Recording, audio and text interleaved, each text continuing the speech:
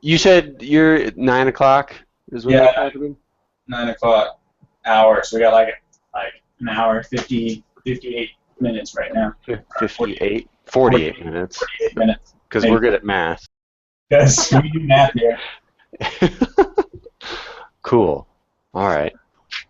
Well, uh, I guess welcome everyone to our what are we on? Are we on our this is our sixth? I think last one was our We, sixth. we've done so many, we've already lost That's count. I know, it's ridiculous.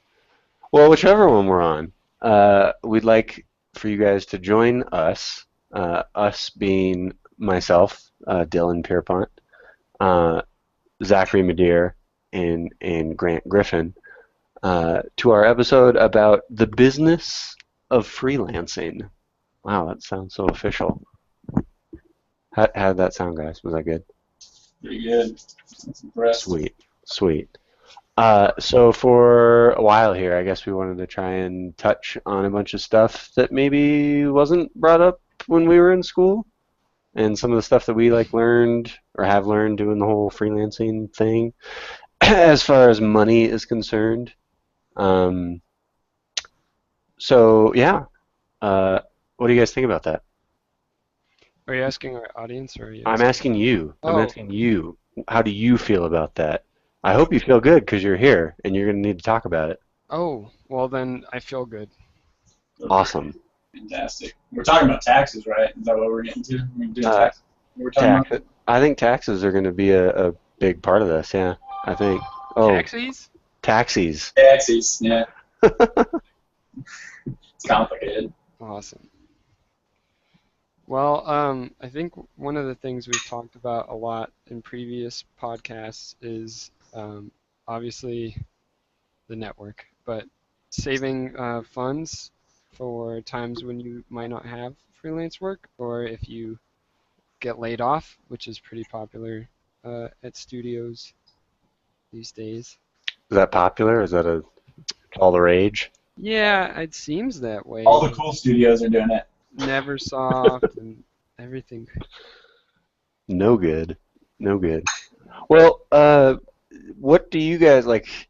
What is your rule as far as money saving is concerned when you're in this gig? Like, was money saving a big thing for you prior to this? Were you guys just spending shit willy-nilly, and all of a sudden you're a freelancer and oh, it's time to start saving? Or like, how did that work for you? And what do you do? I usually try and save around 3 months worth of money. 3 months of your annual like income is what you're saying? Yeah. Okay. Okay.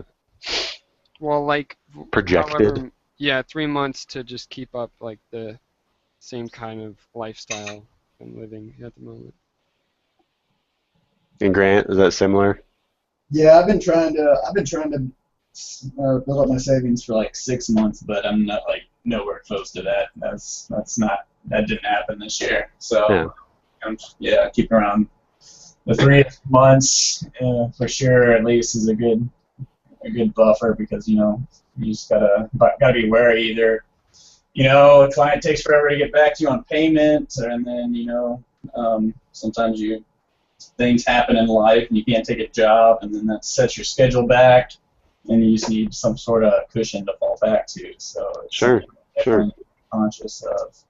And is that 3 month buffer or 6 month if you can is that buffer zone, is that based on uh, your living expenses exclusively, or is that 3 months plus stuff for entertainment?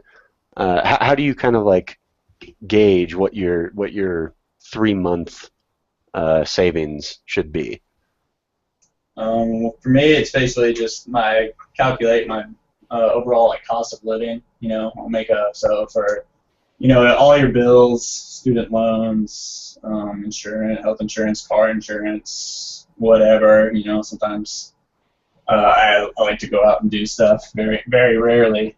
But on occasion I like to spend money previously on food, example food. Mm-hmm.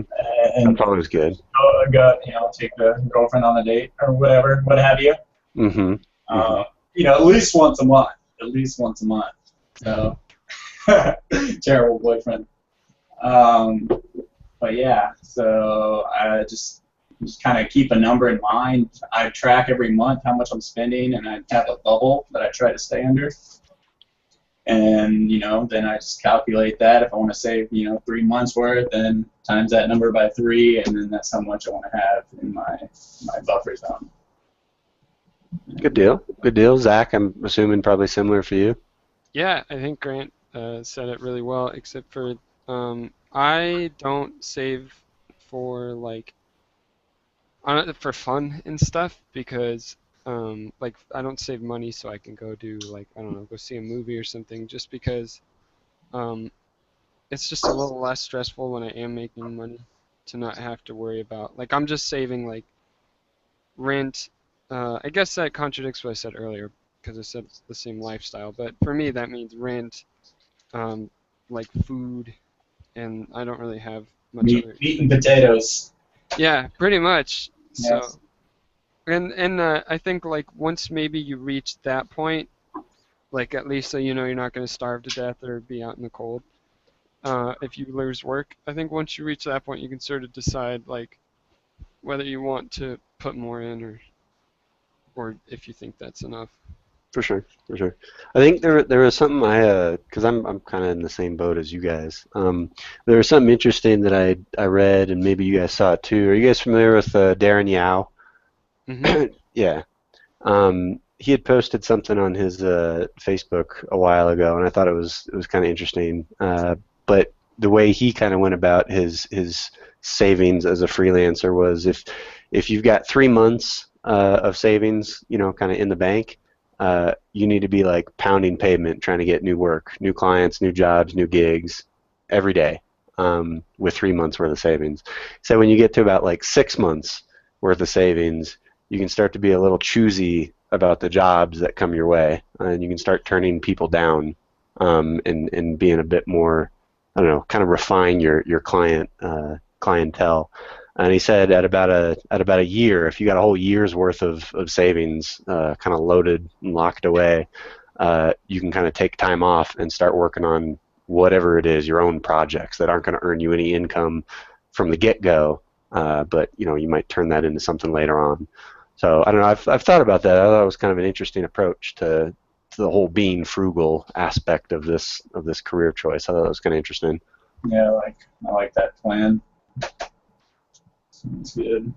Do you guys have like a separate account for any of your savings, or is it kind of just your checking and your savings, and you just try not to dip below, whatever that number is for you? I have just one savings account, and that's where I keep all like my tax money, and I don't have a separate account. Yeah, I'm the same, pretty much lump sum, and then I just keep track. But for next year, I'm thinking I'm gonna want to open up a second savings account just because I'm tired of looking at like the tax money of that's in my account but doesn't actually belong to me. I just want Gotcha. to get it out of my vision and put it somewhere else and just pretend it doesn't exist. So it's just not like taunting me over Sure. there. Sure.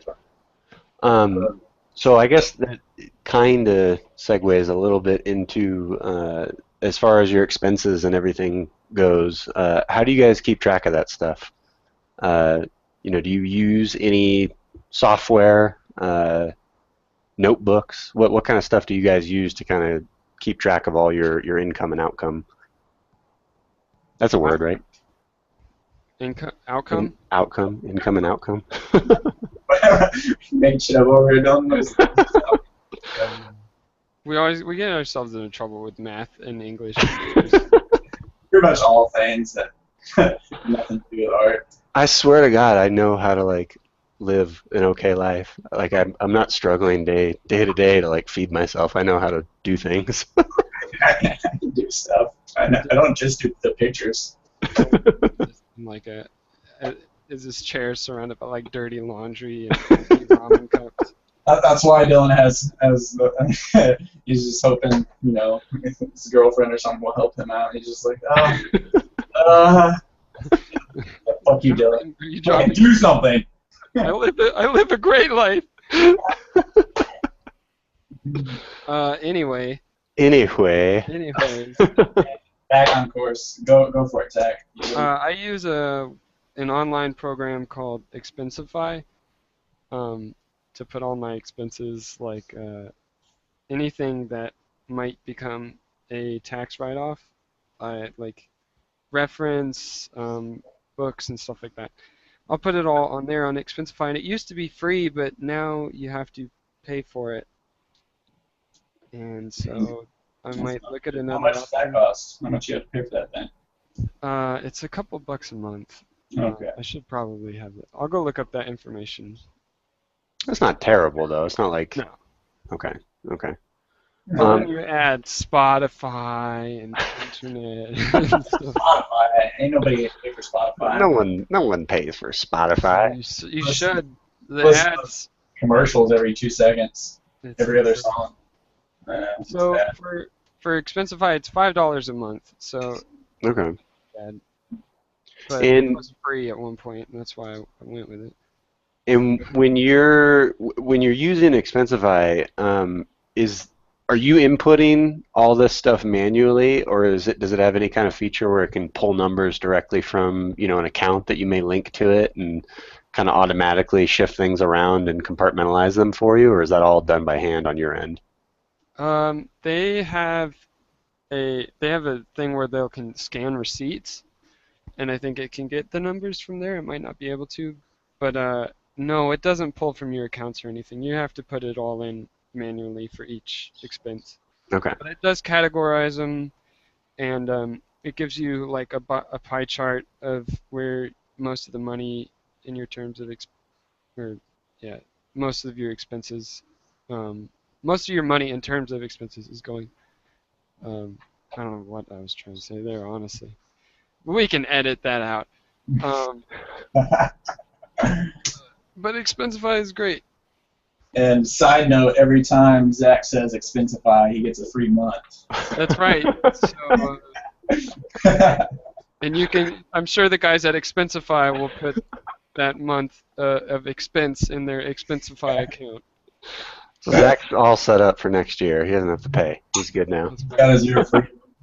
Nailed That it. account I mentioned earlier, it's fucking full. What about you, Grant?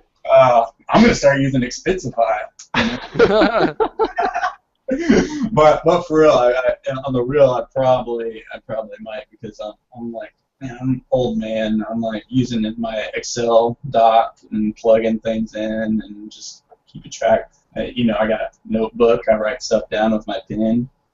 That's kind of my organization method at the moment as well. Nice, guys. Nice. I'm the only person who's like We're setting a great example. It works. It's just not very efficient, because it always seems that when tax time rolls around, there's a whole lot of extra effort on my part that has to be done, hunting through all that information, which is obnoxious.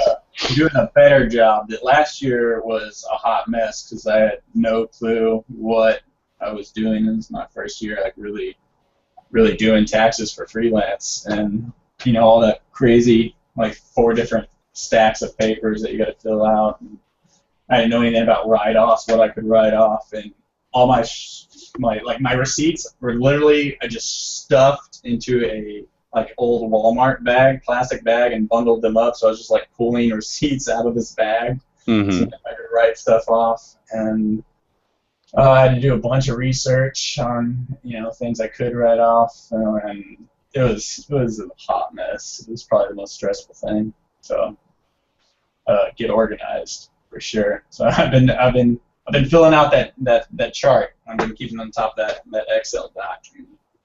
So I'm hoping it's a little smoother transition this year, but we'll see how it goes. Good deal. Good deal. Indeed. And I think that kind of like brings up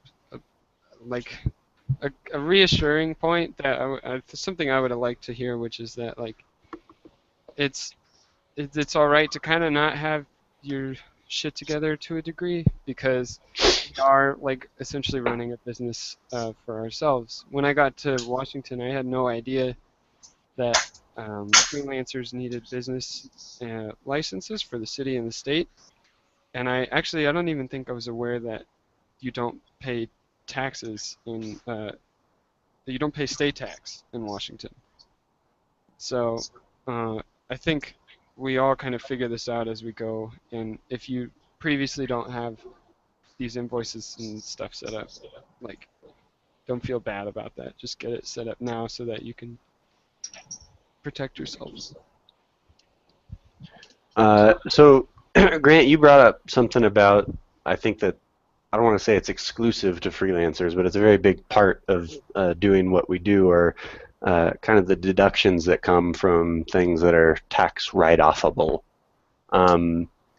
Is there anything, like, as you continue doing this freelance from year to year, like, do you keep finding new things that can kind of be added to that list of things that are tax write-off? Because that, I think that's something that I found from the get-go, is there was so much stuff that I didn't realize that could be written off, that each year that list kind of keeps growing on my end. Is that similar for you guys? Yeah, totally. I mean, I try to get away with writing anything and everything off because once that tax number comes up, like, you're gonna want every little dollar, 50 cents, all backing you, because it's gonna be a heavy load at the end of the year, unless you're doing like quarterly. But we can get into that later. So yeah, all kinds of random stuff. I mean, entertainment, movies, travel, percentage of your electric, your studio space if you're working out of your house. I don't know. It's a very long, and there's lots of sources online in which you can look up in detail for like freelancers what all you can get away with. I think we can add links with this video so people can kind of go out there and check them out, because like you said, there's a lot out there.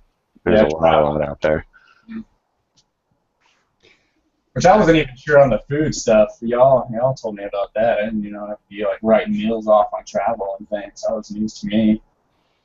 Yeah, if it's related to, like, when I went to the Massive Black workshop, I wrote off the meals that I had out there because it was an educational event, and while I was out there, I was Yeah. learning. So I definitely would say, though, make sure that I don't think we should give tax advice per se. We can give tax suggestions. So the categories of stuff you write off, you should definitely do some research into. Yeah, take everything with the grain. Yeah, we don't want you to start going by a Halo Master Chief collection and doing all your buddies. This is as equally as helpful for us as we hope some people can get just the gist of what you can kind of expect, because this is our second, third year of doing taxes for freelance. So we're still learning the ropes, as it were, and trying to figure this stuff each year, and always run into something new that you didn't quite expect. So just do your research for sure. Definitely. When it came down to tax time, like, my process has been the same for the last, I guess it's 3 years now. It'll be 3 years for this coming tax season, but it's really just keeping track of all my expenses and all of my income, all my receipts, all that stuff, organizing it into different subcategories, and then tallying everything up and sending all that information off to our family's tax guy. So I haven't done what I know both of you guys have, or at least I know Grant has gone through, of doing your own taxes. I haven't dealt with that kind of pain before. Do you want to elaborate on that so people know what they're getting into if they decide to do their own taxes? Yeah, it's a hot mess get ready for a lot of research and a lot of reading, because you're gonna have to. Yeah, I forgot what the website is for the tech, but I mean, you can get all your paperwork information on our blog. Like, if you can just ask for the paperwork, or they have the sites online, and you can just download everything you need. And I mean, we can probably talk about the paperwork you can expect for freelancing. You're gonna need 1040. You need an SE. You gotta have like a, what is it, 80? That's something. 8829, and I've never heard of that one. oh yeah, yeah. Is that a Texas one? No, it's expenses for business use of your home is that one. So like writing off like square. Oh, okay. I think I do know what you're talking about. Yeah, and then there's another. Yeah, and then you got your schedule SE, which is how much you're gonna be getting taxed.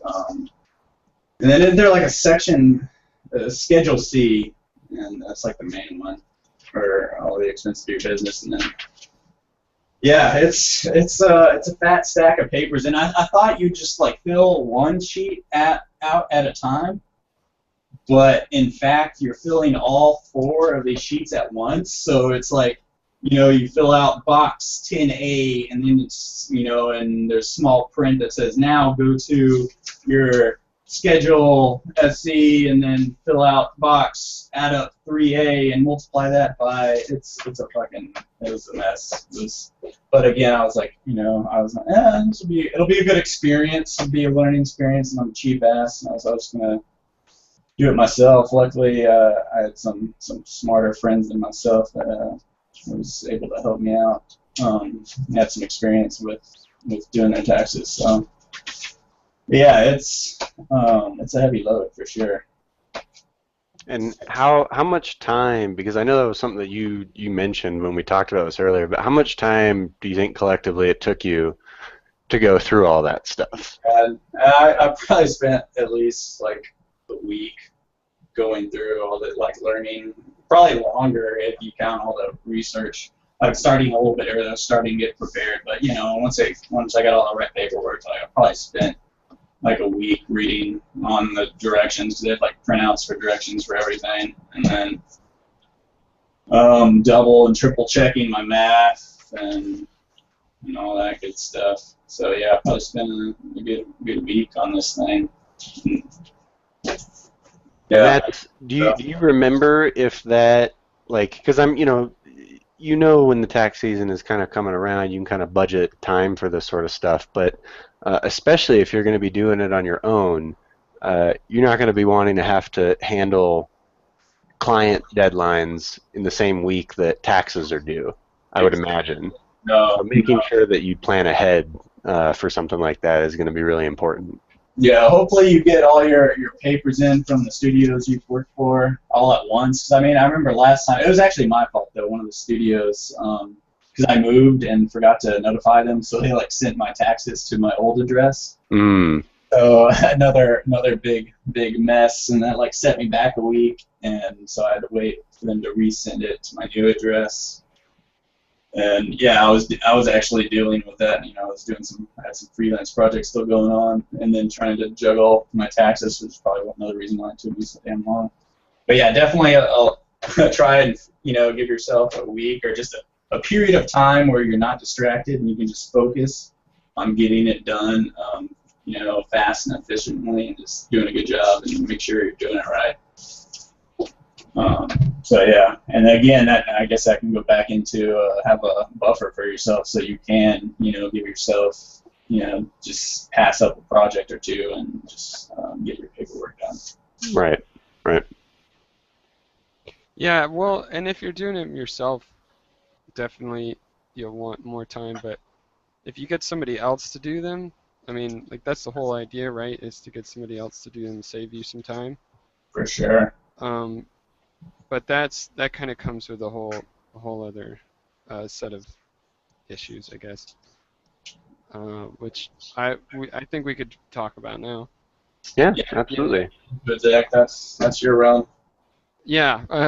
None of you guys went to have anybody else do taxes stuff for you? I Oh, mean, pay we for had it. our family guy, but it wasn't like a. I mean, he's been working with my parents for a long time, so it wasn't like a chain like H&R Block or anything like that, where I kind of just went in and said, "Hey, help me."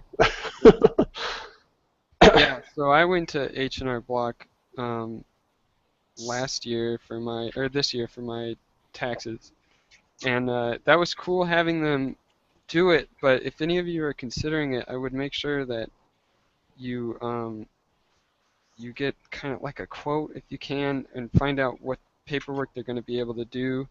I think I went in because of one of those specials that they had um, for preparing taxes, and they only did my taxes for the federal, and they didn't do my state taxes because I had lived in another place. I'd lived in New York that same year, so I had to go do that online myself. And so they're like, it's cool that they can do it for you, but I would just check before you do that and make sure that you know what you're getting out of it. It also costs, and I think this is the biggest barrier for that, is it costs about like $400 on top of everything I had to pay for in taxes already. So And that was depending on the paperwork that you were filing for, correct? I Like think different documents cost different amounts or yeah, I whatever. think I actually could check and see if there was an invoice because I keep all that stuff. Um, I think it cost that much because of like per page they did, and not necessarily like because I don't know what the forms are for your taxes. I don't remember which ones, but I don't think it had to do with just those. Yeah, it was $427, and they charged for, I think it just says federal taxes. That's the one they did. So it's an Gotcha, option, but it's expensive. gotcha. Now the question is, can you write that money off on next You year's can tax? actually. You There you can. go. There you So go. I wish you, the means you got the money back, but it doesn't seem like it. I got another one of those weird questions. This is what I'm running into right now, actually, and I have no idea because I haven't dealt with it. Um, do you? All right. So for your taxes, you're getting, for all your adding up your expenses. If you invoice in January, you send off your invoice in January, but you're not going to get paid until. I mean, if you invoice in December, but you're not going to get paid until January, Oh, because of like the net 30? net 30, where is that money going to? Is that going to be on, last year's or the new year? I think I think that's a pretty common question, and I would personally say that the money goes towards the when you receive it.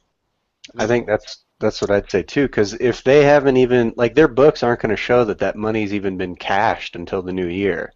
So Right. you haven't technically earned or deposited that money until after, the new year crossed over. Can't So tax on half. yeah, and I think it'd be kind of foolish to be taxed on something that you haven't even earned yet, like ghost money, Right. I suppose. So I agree with Zach. I'd push that over into the new year. yeah, and I think I know it's a common question, but I don't know the answer off the top of my head. But I'm pretty positive that's what it is. Just seems to make the most sense. I remember reading about that. Right, right, right. It's somewhere in the fine print. Yeah.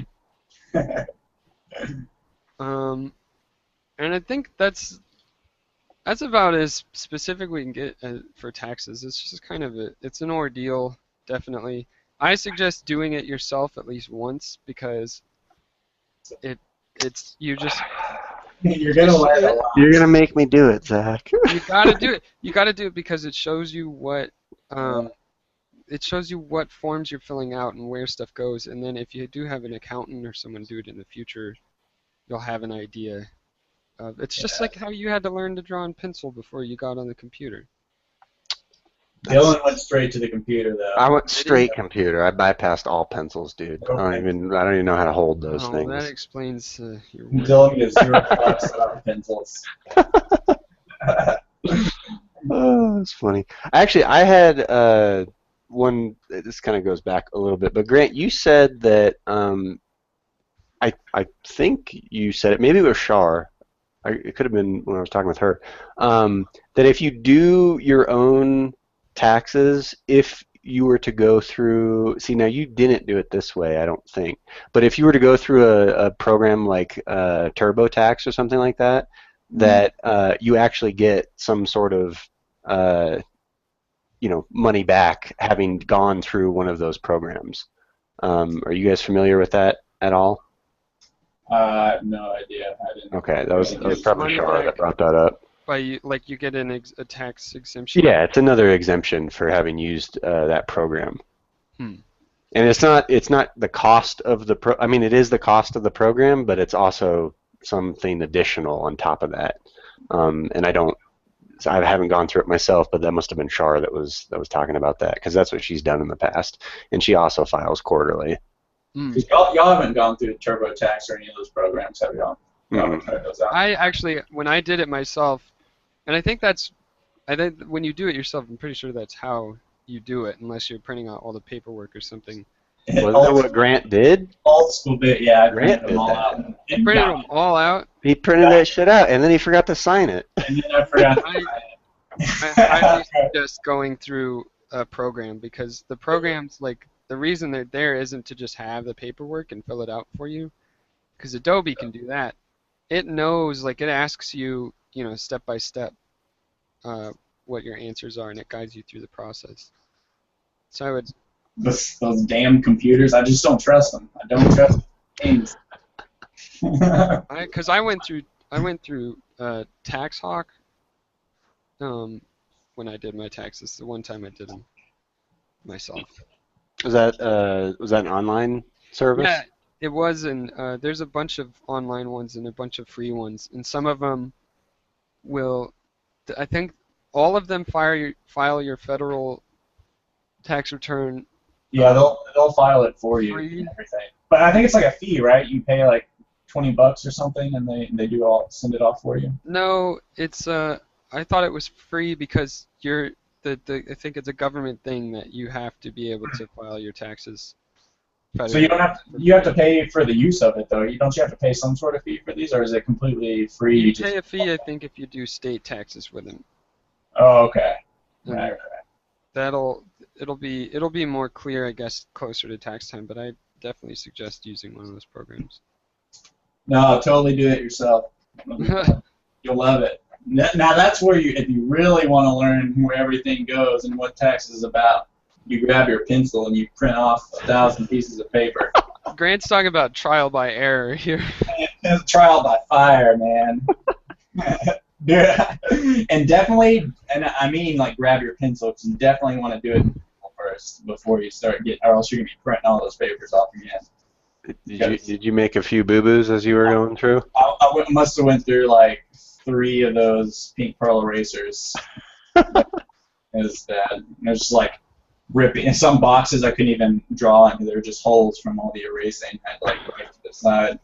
Yeah. Oh, that sounds awful. Yeah, it was good. It was good. I See, advise it for everyone. I think you should always call for help with stuff like that or find some way to, you don't have to do it. You don't have to go alone. I when I got my you have to pay business tax in Washington. Or as a business you pay tax. And I got I got a thing that told me I hadn't paid mine recently, and this was something new to me because of course I wanted to, be legal business. But going through, I was gonna owe like $2,000 in taxes or something, and it was outrageous compared to what I made that year. And I really didn't, I was scared to call because I didn't want to look like a dummy, and I didn't want to bother anybody. But I was really glad that I did because I had been filling it out the wrong way, and I actually didn't end up owing anything. So in situations like that, definitely I would definitely not want people to try and figure it out just by themselves, because they might get it wrong. Fair This is enough. this Fair is enough. Um, What else? What else we got? well, while we're on the topic of expenses, we can also talk about setting aside parts of your room as expenses, or like parts of your house. Sure, sure. Yeah, so do you, let me ask you this. Let me ask you this. Uh, do you guys, for your like workspace, is it in its own room or is it like in like a larger part of like a living room or something like that? Because you guys are both in apartments, right? We're all in Yeah. apartments. Yeah. So does your workspace, is it like part of its own room or is it part of something like a larger living space? Mine is its own room. I have like this. It's like the other bedroom that I turned into my studio. It's little 10 by 10 with a the closet, nice and cozy, and this little baby Okay. area. But Okay. yeah, that's what I rock out in. And Zach? My desk and my computer is part of, like, all of my workspace is part of my room. So, Okay. Do you So now do then you write off that whole room? that's what I wanted to ask. Do you write the whole room or just the square footage of the workspace of your like desk? that's a good question. I'm not really sure because the last time I did it, I was in like a living room and I wrote off that living room, but no one else really Audited. went in You're gonna there. get audited. Huh? Yeah. The people are It listening. was oh well, it was in Brooklyn, so it wasn't really living room. It was like it was a dining room. It was a really small room actually. Okay. You couldn't scoot out some of the chairs around the table. Um, and I did that because that room was used pretty much specifically for me. Like nobody else could do stuff in there because I was taking up the room, and Exactly. we had to take stuff down. We all agreed to let me use it. It's not It like an wasn't like I offer. was just like my computer's here. But I would think I wrote off the whole room, or at least pretty spacious boundary around where I worked. This year, I know that I can't write off my whole room because I'm sleeping in here, and that's not like business related.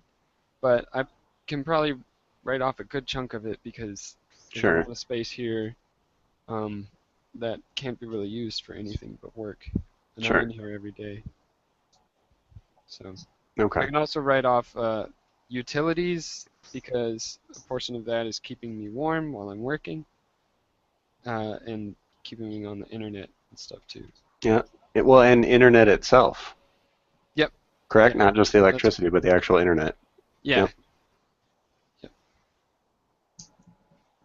So Yeah, it's pretty awesome. and electric, but with electric, I mean, you can't be writing off the whole thing. It's like goes to a portion. I don't know how y'all do it, but like what percentage of the electric y'all writing off? I don't know the numbers. The specific numbers themselves are kind of misleading because we might have bigger or smaller places. Right. And I think though, if you use something like TaxHawk, this is why again why I advocate that stuff. Is it'll ask you the questions to figure out exactly how much you're gonna get for that. Because it will say like, what's the square footage of the room? I think mine was even like, and if you don't know that, measure the walls and put it in here, and then we'll calculate it for you. Yeah, I mean it's all relative to the size of your workspace and the proportionate to your living arrangement to like Yeah. how much you can write off for the electric bill and stuff. I think I was able to write off because I have like a live in a tiny duplex. I think I was able to write off like 12% or something like that for electric and whatnot. Gotcha. Gotcha.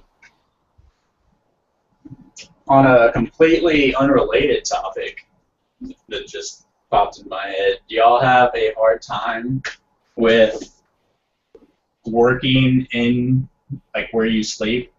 Like, there's no separation between home and work. Your work is your home because, usually like, you work a 9 to 5, you come back and, you relax in your home. But when you're freelancing, like, it's just constantly like in your mind, like your studio is your home and it's just all interwoven. There's no like space away. You know, you know what I'm talking about? Yeah, yeah, you all good? Yeah, I Yeah. well, I've gotten I gotta say this. I've gotten used to it, and I really actually kind of enjoy it. But I started to enjoy it more after my girlfriend and I moved into a bigger apartment. Because in our in our old apartment, she was living there before I moved in, and so it was just a one bedroom, one bath. And when I moved in, all my workstation and the monitors and desk and all that stuff went into a section of the living room up against the wall in our living room. So like you walk in the front door and it's like, oh, my stuff right there to the left, along with the TV and the couch and like everything's right there. Uh, and that part uh, really wasn't that awesome. Um, I didn't like that at all because like the kitchen was behind me and the bedroom was separate. Like at least when we go to bed, like I can just lay down in a separate room from where the equipment is. But it was kind of tough having everything right there. And then we moved into the place we're in now, which is a two-bedroom, two-bath, and we just use the extra bedroom as the studio space. And being able to like walk in here and like close the door, like I know it's not like it's still part of the same apartment, but like having being able to have like it's like my security blanket. Having the door closed behind me, like it's like okay, this is now my workstation. It's not just the other bedroom. This is the studio where I get all my shit done. Like Uh, psychologically, it makes such a huge difference. right, It's right. and you know, because my girlfriend hates it because I keep my door closed, but I need like this just psychological like separation from Right. like I'm at work. I just like it's my own little thing, and then when I step outside, I can like take a deep breath and like okay, it's my house. Right. It's weird. But it's so much better because like before, man, last year it was a fucking hot mess. I was basically like freelancing, couch surfing. I like moved into my girlfriend's their house, and she had like two other roommates. So I was like, her bed is like 2 feet away. I just like set up my little desk and had my computer, and my workstation was a foot away from the bed where we slept. Room. God, it was so she'd like go to bed, and then I'd be up to like 3 in the morning. That's why you never get on the Hangouts. That was why. You just That kept that habit.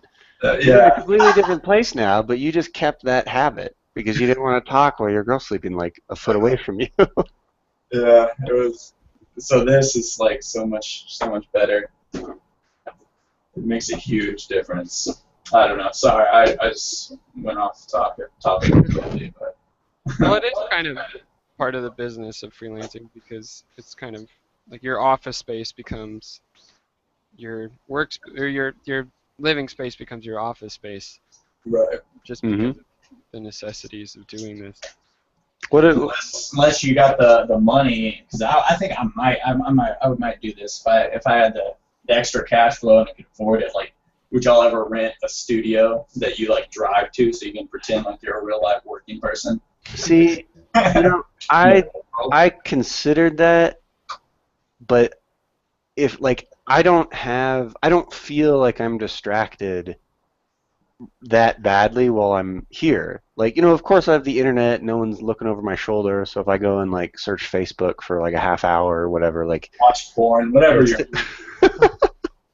no, it's like there's I feel like I have enough self-control that I can like, those distractions aren't that big a deal to me. Because that's I only bring that up because that's what I've heard. Like I know Tony rented or is renting from Helicon. And I don't know if anyone would remember Tony from a few of our one of our earlier episodes on time management. Like I've heard of people like Tony that rent a studio elsewhere, do it because, like you said, it makes them feel like they're going to work, like they're leaving their place of living and they're going to be a professional. And for a lot of people, just going into another room of your place doesn't really give them that same sense of professionalism, I guess.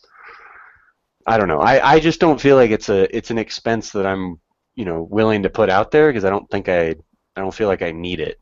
Yeah. And I plus, kind of the whole place here, because I mean, Brittany, like, she's going to work, and so she's gone the whole time. That's true. Yeah, she's gone during the day. I got the whole places to myself. Yeah.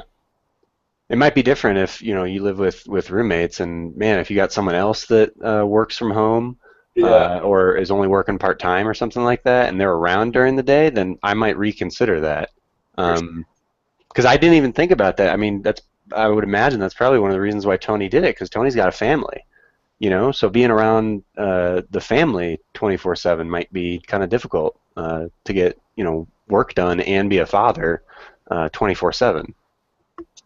Yeah, no doubt. I would definitely get distracted. I get distracted when people come over to the place, like, Delaney's got some of her friends over or whatever, and like, I'll just space, because I'm really a social person at heart. Like, I don't know, I'm kind of in this weird in between. Like, I like my own alone time. Like, I got like that, turtle shell, like artists, got to be by myself, do my thing. But at the same time, like, if I need like some people around, and if they're around, I'm going to be doing that and not staring at my computer screen. For sure. What about you, Zach? Have you ever considered that, like a separate studio, renting a separate studio space somewhere? Yeah, actually, I've been considering that a lot lately. There's a couple like different options in the area that I'm in. The thing that's kind of holding me back is it's kind of expensive. So but it seems like a cool, yeah, because there would be a community there that maybe not everybody is an art person, but it would be not just me at home. I do like that idea of like the more community aspect. Like, I think the place that Tony rents out is pretty tight because it's in a gallery. It's other artists. Yeah, exactly. In that environment where you can even like take breaks. You got like-minded people around. You can spin ideas off each other and just you kind of get more of that studio family vibe going, and you're not just like sitting alone in your room with your lights off. Painting. Sure. Which is difficult to do. We we had you talking about like, keeping the lights off and stuff. I have the lights off in the apartment all day. Yeah. And I forget sometimes that like other people don't do that. So we had a maintenance guy come by today because we had this hot water like leak in one of our rooms, and they had to go replace a valve or whatever. And I opened the door and I forget the entire, like, it's kind of later-ish in the evening, so it's like getting dark outside, which means inside the apartment it's really dark. I open the door and it's completely dark. And I bring him inside and I walk him into the room where the leak is. Didn't turn any of the. What's that? You got your onesie on too? No onesie. Just a hoodie and some shorts. Business casual. Business casual. And yeah, I walk him into this room, and he's like, he can kind of see the valve because I have the glow from the computer screen on. Oh my God, it's so fucking creepy. And he's like, hey, could you turn one of the lights on? It's kind of hard to see this. I'm like, oh my gosh, I'm so sorry. I forget that normal people don't do this. Dylan has like the pitch black eyes. They're like.